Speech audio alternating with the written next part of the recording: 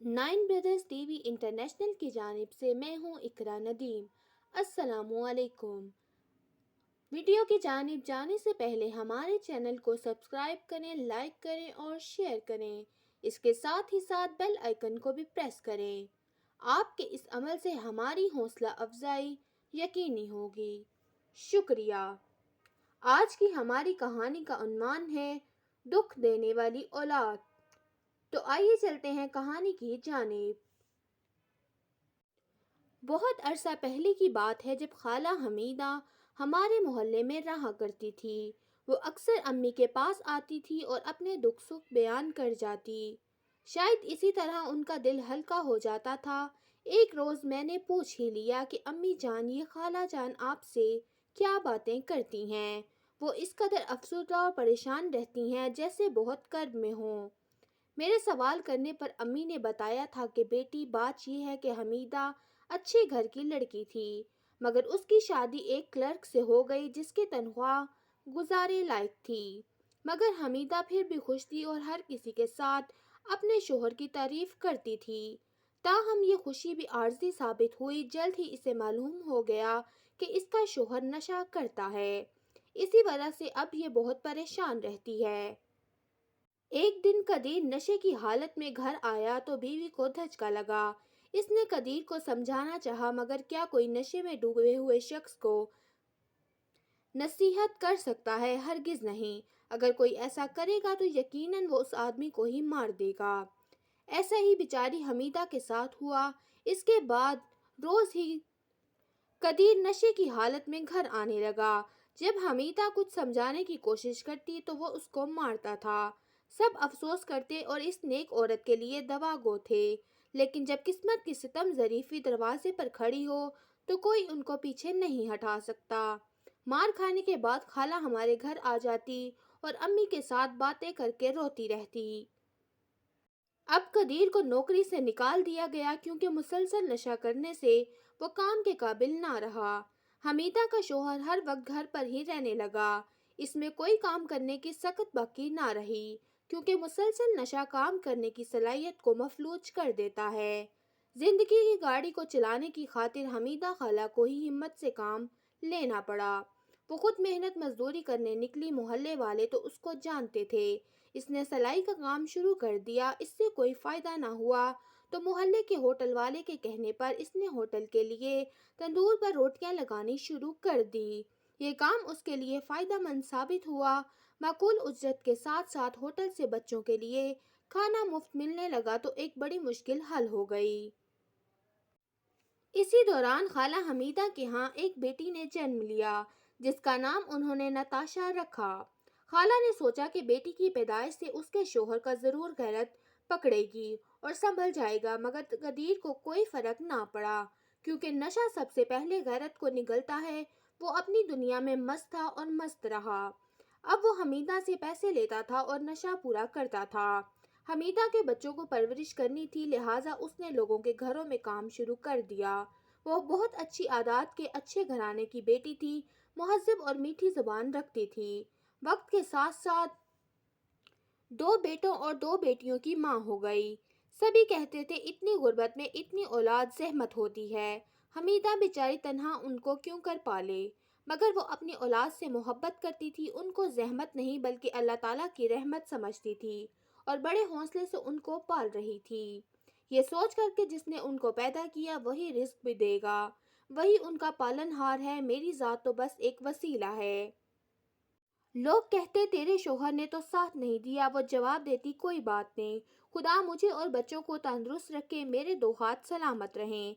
अगर किसी ने मेरा साथ नहीं दिया तो खुदा देगा, और जब मेरी औलाद जवान हो जाएगी वो मेरे बुढ़ापे का सहारा बनेगी।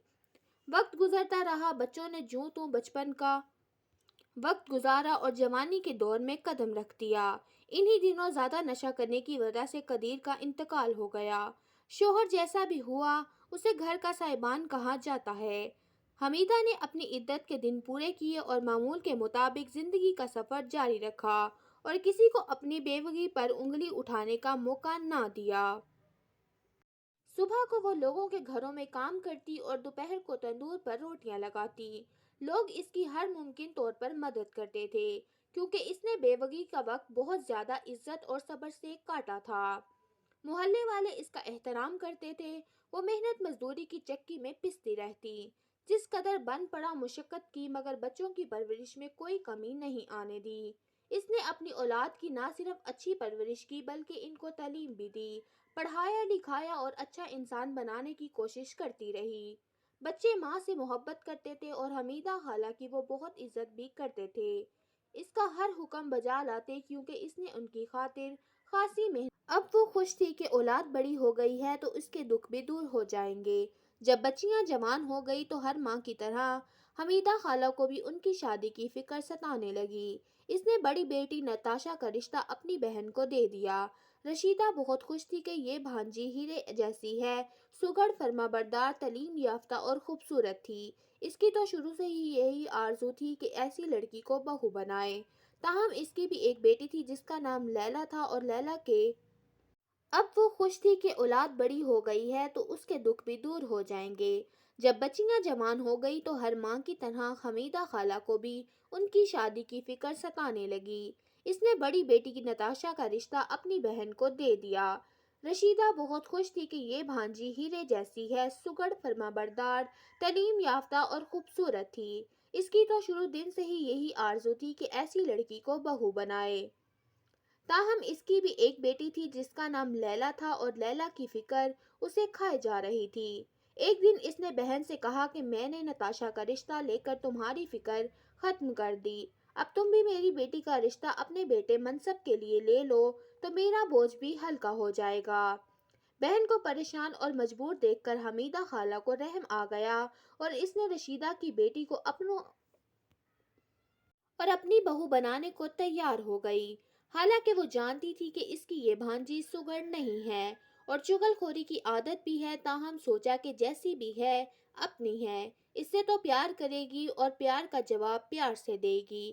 یہ سوچ کر رشتہ لے لیا گیا۔ رشیدہ خوش ہو گئی اور سوچا کہ خالہ اچھی ہے تو میری بیٹی بھی اس سے اچھا سلوک کرے گی، مگر انسان سوچتا کچھ ہے اور ہوتا کچھ۔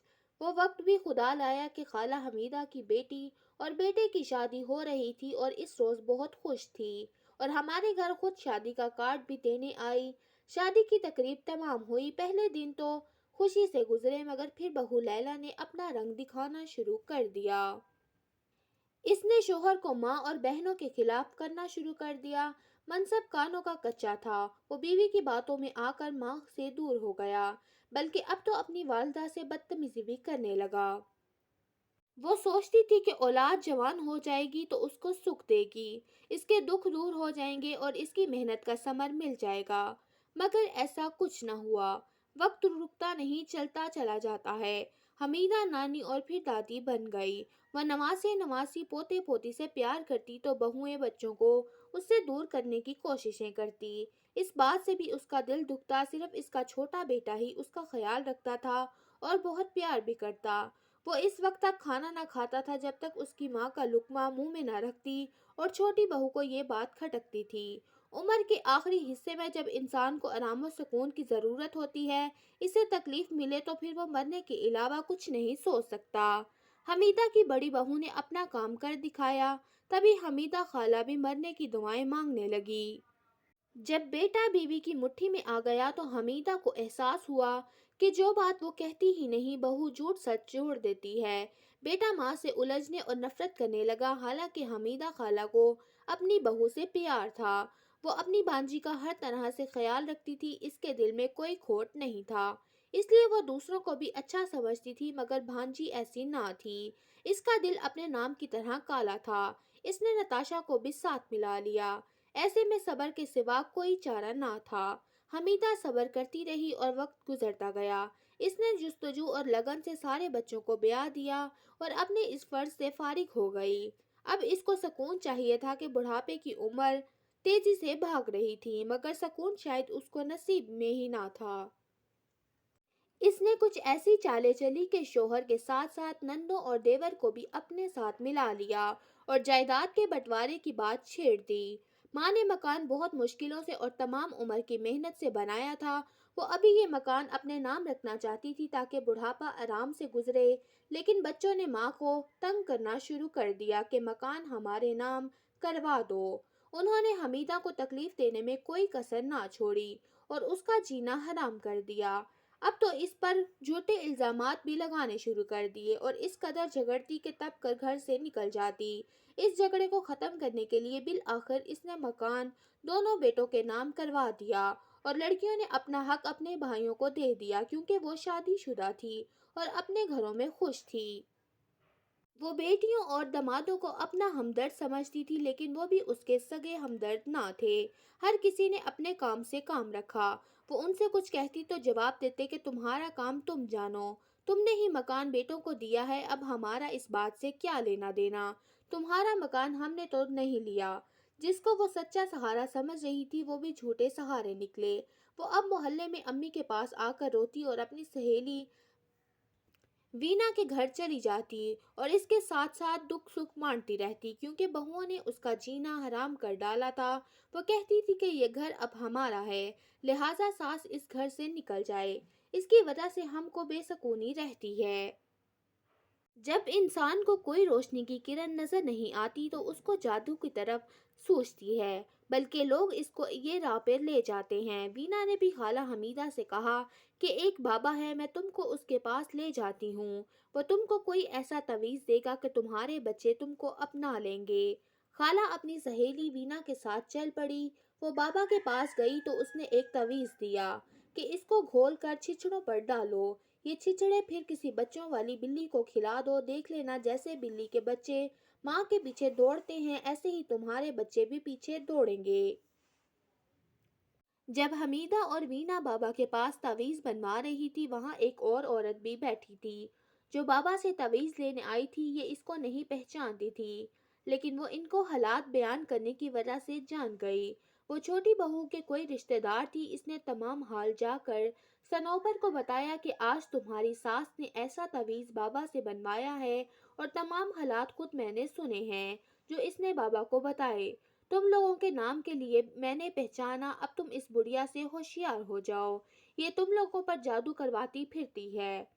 جب حمیدہ بچوں والی بلی کو چٹڑے ڈال رہی تھی تو دونوں بہوؤں نے اس کو آڑے ہاتھوں لیا، خوب برا بھلا کہا، جب تک کہہ دیا کہ جادوگرنی ہے اب تیرا کوئی ٹھکانہ نہیں ہے، بہتر ہے تم ہمارے گھر سے نکل جاؤ ورنہ تم کو دھکے دے کر گھر سے نکال دیا جائے گا۔ بابا نے کہا کہ چھچڑے کھاتے ہی جادو اثر کرے گا اور تمہارے بچے تم سے پیار کریں گے اور ہمیشہ کے لیے تمہارے پاس آ جائیں گے۔ الٹا اثر ہوا، انہوں نے تو ماں کو ہی دھتکار دیا۔ حمیدہ نے بابا کے کہنے پر بلی اور اس کے بچوں کو تعویذ والے چھچڑے کھلائے لیکن بچے اس کے قریب آنے کی بجائے اور دور ہو گئے۔ گھر میں ہر کوئی اس کو دیکھ کر منہ موڑنے لگا۔ وہ ان کے پاس جاتی تو پوتے پوتی بھی دور بھاگ جاتے۔ وہ کہتے نکلو دادی یہ تمہارا گھر نہیں ہے، پھر وہ کیسے اس گھر میں رہتی؟ گھر تو اس نے پہلے ہی بیٹوں کے نام کر دیا تھا، جو مکان اس نے خون پسینے کی کمائی سے بنایا تھا آج وہ اس میں رہنے کی بھی حقدار نہیں تھی۔ آخر اس کو اس گھر سے جانا ہی پڑا۔ جب کوئی کسی بزرگ کے ساتھ جانوروں جیسا سلوک کرے پھر بھی اس کے اپنے لختے جگر تو وہ بزرگ کیا کرے؟ وہ گھر سے نکلی اور جانے کہاں چلی گئی۔ اس کو پھر کسی نے اپنے محلے میں نہیں دیکھا اور اب جانے وہ کہاں ہے۔ اپنی زندگی کے دن پورے کر رہی ہے مگر اولاد کو اس کی کوئی فکر نہیں۔ وہ اپنی خوشیوں میں مگن ہے، کسی دن یہ نہیں سوچا کہ ہماری ماں کہاں ہے اور کس حال میں ہوگی۔ میں سوچتی ہوں کہ ماں باپ کتنی محنت سے اولاد کی پرورش کرتے ہیں، سو دکھ سہتے ہیں اور یہی سوچتے ہیں کہ اولاد جب بڑی ہوگی تو ان کو سکھ پہنچائے گی، مگر ایسا کچھ نہیں ہوتا۔ اولاد بڑی ہو جاتی ہے، کسی قابل ہو جاتی ہے، شادی کر کے گھر آباد کر لیتی ہے تو ماں باپ کو ان کی ضعیفی میں بلا دیا جاتا ہے، نہ جانے کیوں۔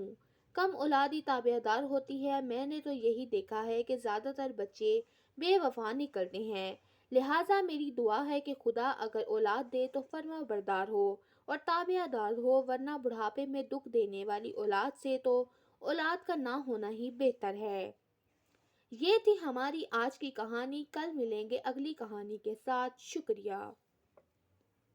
9 برادرز ٹی وی انٹرنیشنل کی جانب سے میں ہوں اقرا ندیم۔ السلام علیکم۔ ویڈیو کی جانب جانے سے پہلے ہمارے چینل کو سبسکرائب کریں، لائک کریں اور شیئر کریں۔ اس کے ساتھ ہی ساتھ بیل آئیکن کو بھی پریس کریں۔ شکریہ۔ آج کی ہماری کہانی کا عنوان ہے ایسا انجام کسی کا نہ ہو۔ تو آئیے چلتے ہیں کہانی کی جانب۔